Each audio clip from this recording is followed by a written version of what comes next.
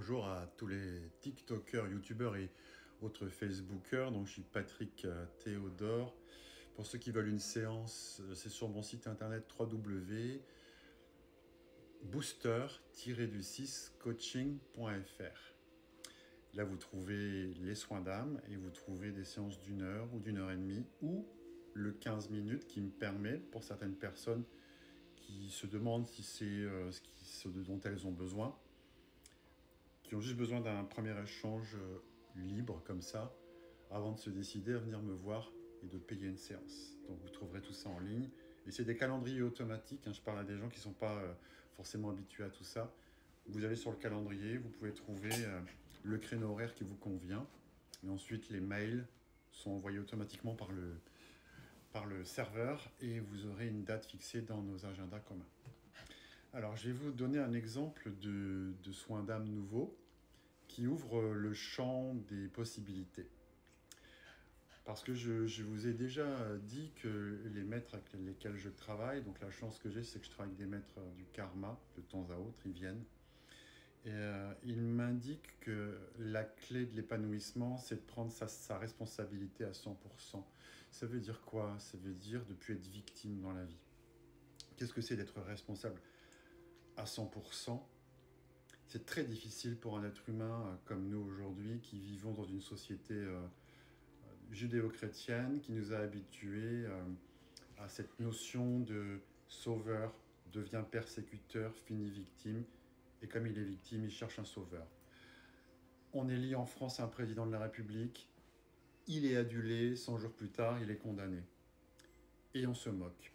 Et ça n'arrête pas. Et on a un De Gaulle qui vient sauver le pays. Et on a une Jeanne d'Arc qui vient nous sauver. Vous voyez, on est vraiment dans... Je cite pour les Français qui vivent ici, parce que moi je vis en France. Donc on est habitué dans notre société à vivre dans un climat déresponsabilisant. Il y a un sauveur extérieur, il y a un persécuteur extérieur qui me veut du tort, et il y a des victimes. Regardez ces pauvres victimes, ils sont à la cisterne sociale, ils coûtent de l'argent. Tous les sujets d'actualité de nos vies quotidiennes, familiales, sont tournées autour de victimes. Il y a des victimes, ou je suis une victime. Je suis une victime, je joue à la victime. J'ai un rôle de victime, j'ai un rôle de sauveur, j'ai un rôle de persécuteur. Ça me permet d'exister. Sans ça, on a l'impression de s'ennuyer. Quand il n'y a plus de conflit, plus de tension, on s'emmerde. On se demande ce qu'on va faire. Et en fait, les maîtres du karma me disent, quand tu fais des soins d'âme, c'est difficile. C'est difficile parce qu'on est tellement habitué à ne pas prendre sa part de responsabilité dans ce qui nous arrive, qu'on va accuser l'autre, accuser le monde de nos douleurs et de nos souffrances. Et je le comprends, je vis ici, je vis sur Terre, on est imbibé de ça. J'ai donné l'exemple de la France, mais on peut prendre tous les pays. Dans tous les pays du monde, il y a cette part de tout ce qui m'arrive, c'est la faute à l'autre. On est sous des impôts écrasants, c'est la faute à eux. Vous voyez, c'est systématiquement, on est imbibé de ce bain. C'est comme si on vivait dans un bain qui est à 40 degrés d'eau, donc c'est très chaud. On brûle dans ce bain. Et c'est toujours ce qui alimente notre vie, c'est toujours de s'intéresser aux autres sous un angle, je vais l'aider pour recevoir de la reconnaissance. Ou je subis mon patron, c'est un salaud. Donc il est con.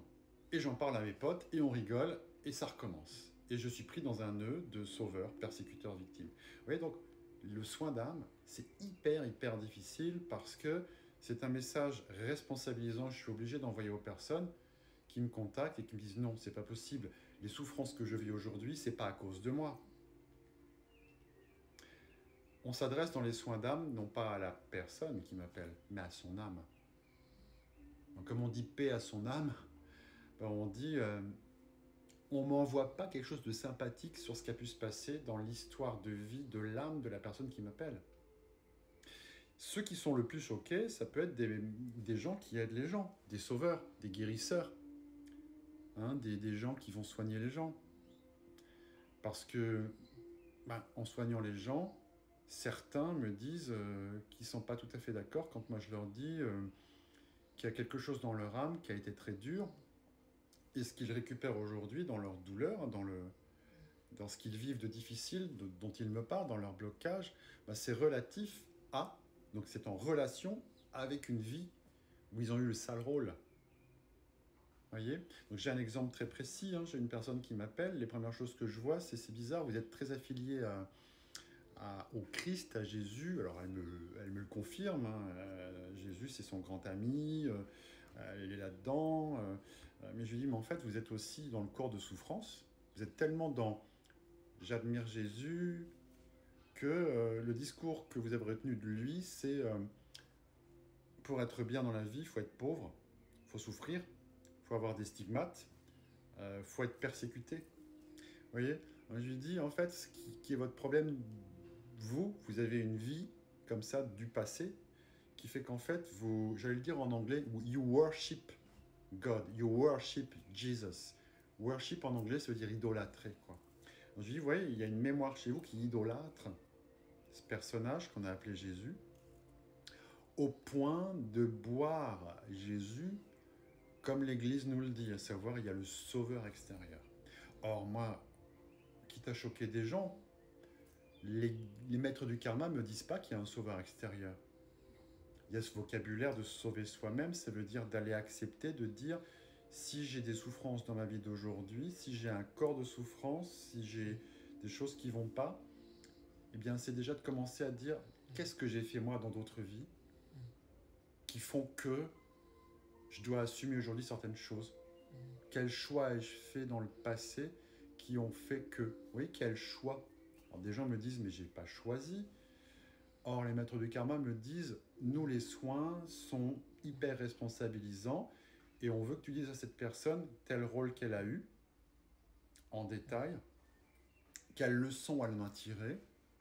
Et c'est là où le bas blesse, c'est parce qu'une fois que la personne a accepté effectivement de me dire bon, j'accepte, j'ai fait des saloperies, donc je récupère des saloperies dans cette vie, il y a eu déjà un cheminement qui a été fait. C'est pour ça que les soins ne sont pas adaptés à tout le monde. Les gens qui me disent je veux pas ça, j'ai 20 ans, j'ai eu une mère qui m'a tabassé, vous vous rendez compte, moi j'ai rien fait. Oui, en tant que Julia ou Chloé dans ta vie actuelle. Mais si tu tires les tarots, que tu fais du pendule, que tu fais tout ça, ça veut dire que tu es dans la spiritualité. Mais c'est peut-être pas la bonne spiritualité. Parce que la spiritualité du bas astral, on va dire ça comme ça, c'est justement de te dire que toi tu y es pour rien et que c'est les autres. J'ai envie de dire à ces gens-là, est-ce que vous êtes sûr que vous êtes dans la bonne spiritualité?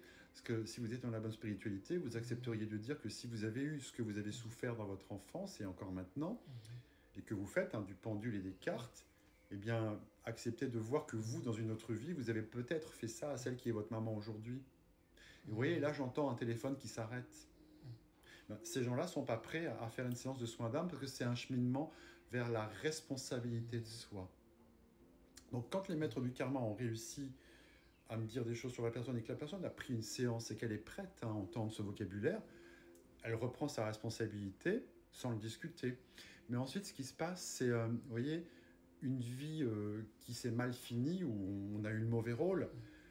Je voyais chez cette femme qui m'a contacté un legs de cette vie-là, qui est la culpabilité. Et elle me dit, en fait, j'ai compris que je cherchais à racheter mon passé en étant en souffrance dans ma vie actuelle, à savoir que je suis guérisseuse, mais je souffre. Je suis mal payée, je passe du temps avec les gens, je prends des gens à 23 h le soir, je suis à leur service, et moi je vais pas bien. Vous voyez, quand l'âme elle a fait quelque chose de très négatif dans une vie passée, la responsabilité s'arrête justement à ça. L'âme a eu une vie passée difficile, eh bien stop. L'univers en fait ne vous juge pas. Entre les vies, c'est nous-mêmes qui prenons la direction de la fausse lumière, qui revenons avec une culpabilité de dire puisque j'ai fait du tort, je vais payer dans une vie. C'est ce qui se passe là. Donc là, dans le soin d'âme, c'était puissant parce que c'était de dire la vie a été dure, certes, mais le choix de l'âme, c'est de l'accepter. Et que la victime de l'époque, c'était son job d'être une victime. Mais que dans la vie prochaine, elle ne le sera plus. Sauf que dans l'histoire de fausse lumière dans laquelle on traîne, on nous fait nous culpabiliser. L'âme se culpabilise et rentre dans des rôles, des vies suivantes d'autopunition. Le soin d'âme met en lumière cela pour arrêter l'autopunition d'une vie qui remonte comme ça. Pour arrêter une souffrance vécue en relation avec cette vie du passé. Merci à vous de votre écoute et à bientôt.